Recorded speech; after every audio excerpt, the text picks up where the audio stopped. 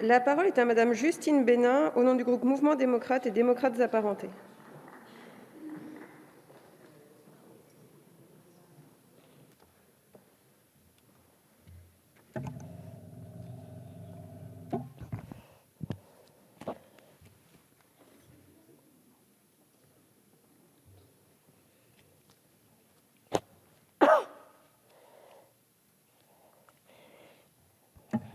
Merci, Madame la Présidente. Monsieur le ministre, chers collègues, nous vivons une crise sanitaire sans précédent qui touche des centaines de milliers de nos concitoyens, et ce, dans l'ensemble du territoire de la République. Des milliers de Français en ont été marqués dans leur chair face à la maladie ou à la perte d'un proche.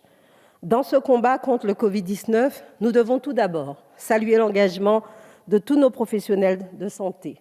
À l'hôpital, dans les EHPAD, en médecine de ville, tous se battent pour protéger les plus vulnérables face à ce virus.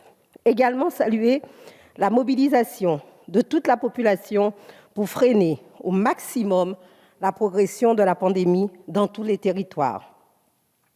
Mes chers collègues, nous le savons, la crise que nous traversons depuis un an provoque des affections graves sur le plan économique, sur le plan psychologique, sur le plan social.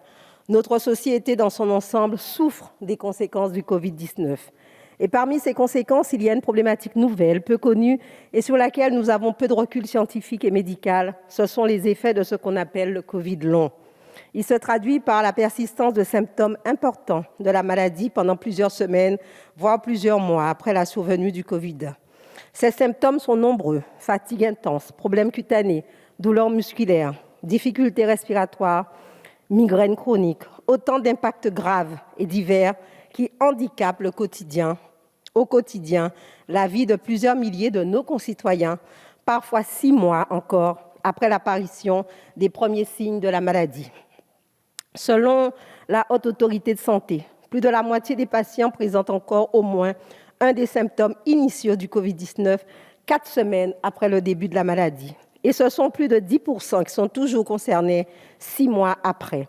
Et tout cela, indépendamment du fait que l'on ait contracté une forme légère ou une forme plus grave nécessitant une hospitalisation. Selon une autre étude parue au début du mois de janvier 2021 dans la revue The Lancet, ce sont 76% des patients hospitalisés touchés par le Covid-19 qui ont au moins un symptôme persistant 6 mois après. Pour l'heure, la communauté scientifique et les professionnels de santé ont peu d'explications ou de réponses précises à apporter aux personnes qui souffrent de ce symptôme post-Covid. Beaucoup de malades qui sont concernés par ce syndrome post-Covid restent donc sans aucune réponse thérapeutique. Cela génère inévitablement de la souffrance et aussi un handicap lourd dans la vie quotidienne, sur le plan professionnel d'abord, mais aussi dans la sphère familiale et sur le plan psychologique. Les témoignages de malades dans cette situation se font d'ailleurs de plus en plus nombreux. De ce fait, il est indispensable d'apporter un accompagnement à ces patients de plus en plus nombreux. La représentation nationale et le gouvernement ont pour devoir de redoubler d'efforts pour mieux comprendre et mieux traiter cette maladie. Pour cela, il faut d'abord renforcer la recherche scientifique pour accroître nos connaissances sur les impacts et les complications liées au Covid-19 sur le long terme. Les autorités sanitaires doivent par ailleurs être en mesure de proposer des parcours de soins efficaces et adaptés à toutes les personnes malades qui en ont besoin, avec le concours notamment de la Haute Autorité de santé.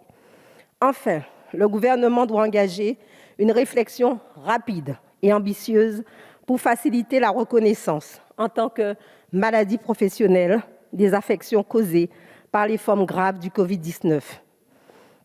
Répondre à la détresse et à la souffrance des personnes malades, apporter des solutions et un accompagnement spécifique pour ces patients atteints du Covid long, telles sont les ambitions de cette proposition de résolution que nous examinons aujourd'hui.